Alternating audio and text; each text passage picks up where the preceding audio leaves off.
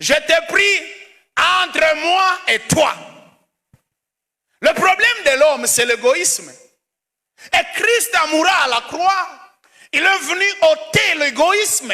Il est venu vaincre l'égoïsme et nous donner le pouvoir de maîtriser notre ego.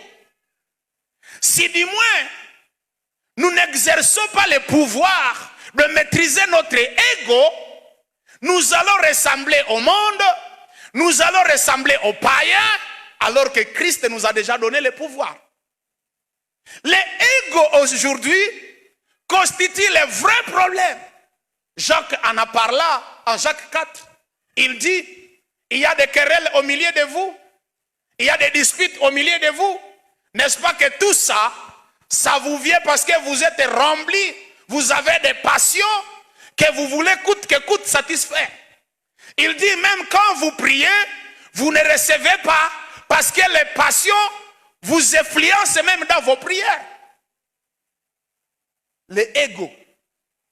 Ôte-toi de là que je m'y mette. Ça bouscule. Cela est en train de bouleverser le corps du Christ. Cela est en train de bouleverser les disciples parce que l'ego est en train de prendre le place à mettre. Jésus dit, je vous donne un commandement nouveau.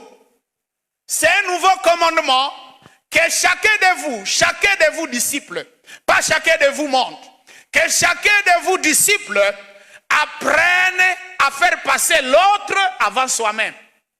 Apprenne à aimer l'autre avant soi-même. Amen. Où est la vie chrétienne si nous continuons à faire grandir, si nous continuons à laisser libre passage à notre ego? Où est la vie chrétienne? Où est la vie chrétienne si nous ne pouvons pas être à mesure de dire que l'autre croisse et que moi je m'abaisse? Alléluia. Nous avons dit, quand vous le lisez d'ailleurs, à 1 Corinthiens 13, la Bible dit, l'amour se réjouit du bien des autres. L'amour se réjouit du bien des autres. Quand les autres viennent de connaître le succès, quand les autres viennent de réussir, l'amour nous pousse à nous réjouir avec eux. Romains dit, quand les autres sont en deuil, l'amour nous pousse à pleurer avec eux. Alléluia. Mais ici, notre cas est particulier. C'est que Lot, c'est un neveu à Abraham. C'est Abraham qui l'a amené. Mais voyez, celui que j'ai amené, après que je l'ai amené, il vient de s'enrichir, il commence à s'élever égal à égal contre moi. Les mamans peuvent me comprendre. Les papas peuvent me comprendre difficilement pour ça. Mais les mamans me comprendront très bien. Après que j'ai pris cette petite fille du village, elle commence à me parler à ce ton. L'autre, le neveu, il s'endette. C'est Abraham qui fait encore les pas pour aller vers l'autre et lui dire, frère, qu'il n'y ait pas de conflit entre moi. C'est Abraham. Plutôt que ça serait l'autre qui viendrait. C'est Abraham encore qui va et qui dit, c'est assez. Nous avons déjà eu des rapports de nos bergers. Je te prie qu'il n'y ait pas de dispute. Tu sais que tu es frère. C'est un neveu. Mais il l'élève au rang de frère. Tu sais que tu es frère. À d'autres termes, nous sommes la même famille.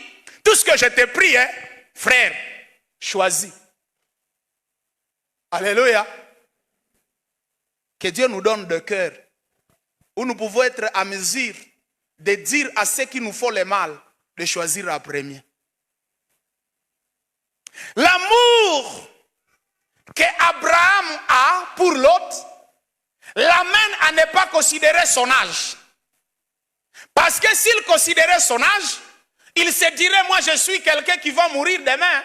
Laissez-moi ici où on vient de trouver un peu du pâturage. Mais Abraham ne voit plus ça. Il demande plutôt aux jeunes qui feraient autant de kilomètres encore et il lui dit, choisis. Deuxième chose, l'amour va amener Abraham à ne pas considérer son titre. Dieu l'a appelé, il est un patriarche. Au-delà d'être un patriarche, il est l'oncle, il est le père de l'autre. Mais il ne voit plus être père, mais il va dire frère, choisi. Amen. Tu sais ce qu'il y a toujours le fait que nous ne laissions pas de la place aux autres et que nous on s'endette, c'est quand on considère notre titre et puis on voit celui qui est en face de nous. Comment un petit garçon peut oser? Ok, si tel est le cas, ça va. Et le ça va là est en train de faire des ravages dans des sociétés. Comment quelqu'un qui n'est pas de mon niveau, il peut? L'amour le degré de notre amour doit être beaucoup plus supérieur que le degré de la haine du monde. Le degré de notre amour doit être au-delà, beaucoup plus supérieur que le degré de la méchanceté que nous rencontrons. Sinon, sur un bas niveau, les gens vont craquer. Sinon, sur un autre niveau, les gens vont abandonner la foi. Alléluia. Si le degré de votre amour est inférieur à la méchanceté que vous rencontrez, si vous ne craquez pas, vous allez abandonner la foi. Vous allez vous dire non, qu'on ne nous dise pas qu'il y a des patriarches.